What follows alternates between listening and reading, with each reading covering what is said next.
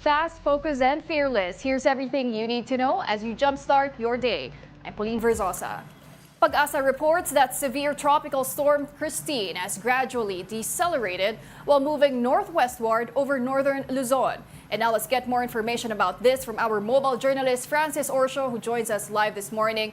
Francis, what is the latest on severe tropical storm Christine, and will it continue to bring torrential rains this Thursday? Mhm. Yes, Pauline, ito nga no, kanina pasado alas 12:30 ng umaga ay naglandfall na sa Divelacan, Isabela itong sentro or mata ng severe tropical storm Christine. And as of 5 in the morning, kanina according to the latest bulletin from Pag-asa, ay nasa vicinity or kalupaan ito ngayon ng Maconacon, Isabela and continuous or patuloy yung movement niya generally westward dito sa may kalupaan ng Isabela patungong sa iba pang bahagi ng northern Luzon. At asahan pa rin natin syempre lalo na dahil malawak yung radius o yung sakop ng rain bands nitong Bagyo Christine. Asahan natin yung mga intense to torrential rains pa rin dito sa may Isabela province, sa may dadaanan pa ng bagyo including sa Ifugao, sa may Mountain Province, Abra, Ilocos Region, Nueva Vizcaya, Benguet. Yan yung mga probinsya na asahan natin yung malalakas na may bugso ng hangin at syempre yung tuloy-tuloy na malakas din na puhos ng ulan, Pauline. Okay, Francis, as of this morning, ano-anong mga lugar ba ang nasa ilalim pa rin ng signal number 3? At ibang mga lugar na rin, mayroon ba rin bang mga gale warning? Yes, Pauline, ito nga marami pa rin ang mga lugar na nakataas ng signal number 3 o tropical cyclone wind signal according sa Pag-asa. Nandyan pa rin yung mga probinsya ng southern portion ng Cagayan, nandyan ang Isabela, Quirino, Nueva Vizcaya, Kalinga, ang Mountain Province, Ifugao, ang southern portion ng Abra, nandyan din ang ilan pa sa mga bahagi ng Kasiguran sa may Aurora or dito sa Aurora, ang Nueva Ecija at ang ilan pang bahagi ng Central Luzon, ang Ilocos Region, pati na rin dito sa may bahagi ng ito sa Ilocos Sur at Ilocos Norte. Pero ito, yung signal number 2 at signal number 1, dahil nga malawak yung sakop niya, ay nararanasan pa rin natin hanggang dito sa Metro Manila, sa may southern portion ng southern Luzon at ilan pang bahagi din ng Visayas and sa may eastern portion din dito sa Luzon area. Okay, Francis, bukas pa rin ba maaasahang aalis ng Philippine Area of Responsibility itong si Severe Tropical Storm Christine? Yes, Paulino, asahan din natin mamayang hapon or gabi na maglalabas na rin ng kalupaan itong sentro or mata ng bagyong Severe Tropical Storm Christine. Pero bukas pa ng gabi, inaasahan natin na kikilos ito palabas ng Philippine Area of Responsibility. At pero ayun nga, paglilinaw lang din natin, Pauline, na kahit nasa labas na ito ng PAR, dahil malawak yung radius niya, kasi sabi rin ng Pag-asa na sa more than 700 kilometers yung radius o yung sakop nitong bagyong Christine. At dahil nga doon sa lawak na yon, kahit nasa labas ng PAR, makakaranas pa rin ng malalakas na buhos ng ulan, lalo na yung mga nasa western part ng northern and central Luzon. Okay, so mukhang magiging maulan pa rin ngayong weekend. But for now, maraming salamat para sa update na yan. That was our mobile journalist, Francis Orsho. Now, the government has suspended classes at all levels across Luzon today, October 24. The Office of the Secretary says the move was recommended by the NDRRMC. This is due to the heavy rainfall expected from severe tropical storm Christine. The localized cancellation or suspension of classes in other areas may be implemented by their respective LGUs. Now, some areas in the country are still submerged in floods caused by severe tropical storm Christine. As you can see in this aerial footage, the flooded Barangay Diez in Catanawan, Quezon. Authorities said the river overflow also contributed to the flood. Meanwhile, in Isabela, residents are already feeling the impact of Christine even before it made its landfall. Authorities assured Isabela residents that they are ready for Christine's wrath once it reaches their province. Lahat ng local DRRM offices naka-ready na. All of them have WASAR equipment and they have WASAR trained personnel. We'll be back with more stories after this break. Keep it here on One News.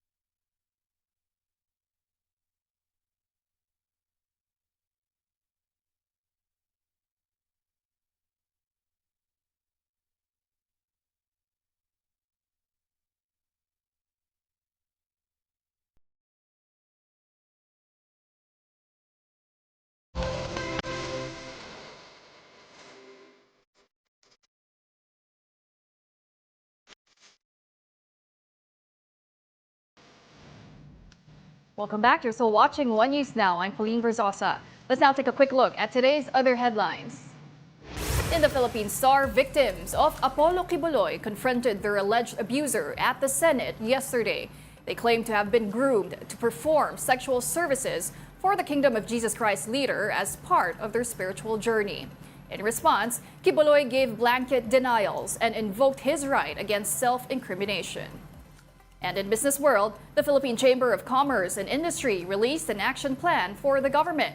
Now, this includes President Bongbong Marcos identifying barriers to business operations and developing an infrastructure master plan. They also called on the president to enact a comprehensive investment bill and digitize local government services. Residents in Bicol said the wrath of severe tropical storm Christine is the worst one they've experienced in decades. It was so bad that former Vice President Leni Robredo is now asking for boats because rescue trucks became useless due to the floods. Gio Robles has that report.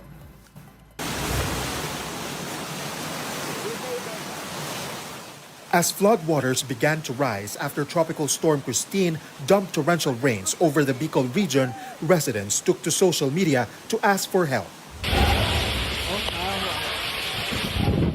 Many were stranded on rooftops or on any high ground they could find. The provinces of Albay, Camarines Sur, and Naga City were among the worst hit. Ayan o. Sa may kalsada, may namamangka kung gaano kalalim ang tubig sa amin.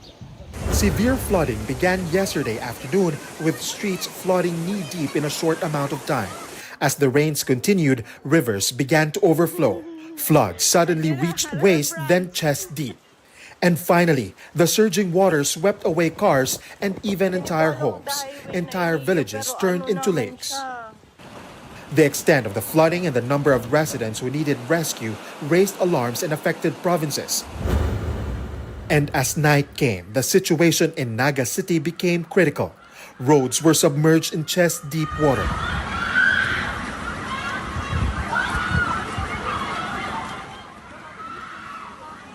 While homes and business establishments were completely inundated, even this mall was not spared. Former Vice President Leni Robredo led calls for help, asking for boats as the city's rescue trucks were rendered useless due to the floods. Residents said this was the worst flooding they've seen in decades and they were all caught off guard. Ngayon lang po talaga tumaas ng ganito yung tubig. Hindi po kami umaasa na ganito talaga taas yung tubig. Sa tagal ko pong naninirahan po dito sa Naga, ito talaga po yung pinaka-worst experience po siya. This morning, the extent of the flooding and damage became evident. Despite still flooded streets, residents took the time to help each other. In Albay, these rice fields in Libon town are now covered in thick mud. In Barangay Bonbon, houses remain submerged. In Ginobatan, damaged vehicles lined roads which are also now covered in mud and rocks from Mayon volcano. In Rapu-Rapu, several houses were damaged from a landslide. Houses in Pulangi were also damaged by mud flows. An initial report from Police Regional Office Bicol set the casualties with 3 dead and 6 injured. For News 5, Gio Robles, We're One News.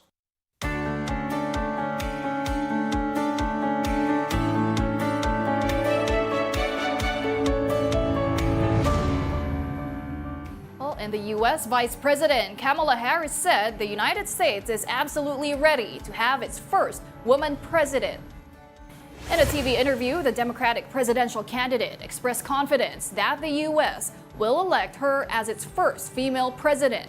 But she downplayed this potential historical moment and highlighted that her candidacy is about, quote, turning the page from her opponent, Donald Trump.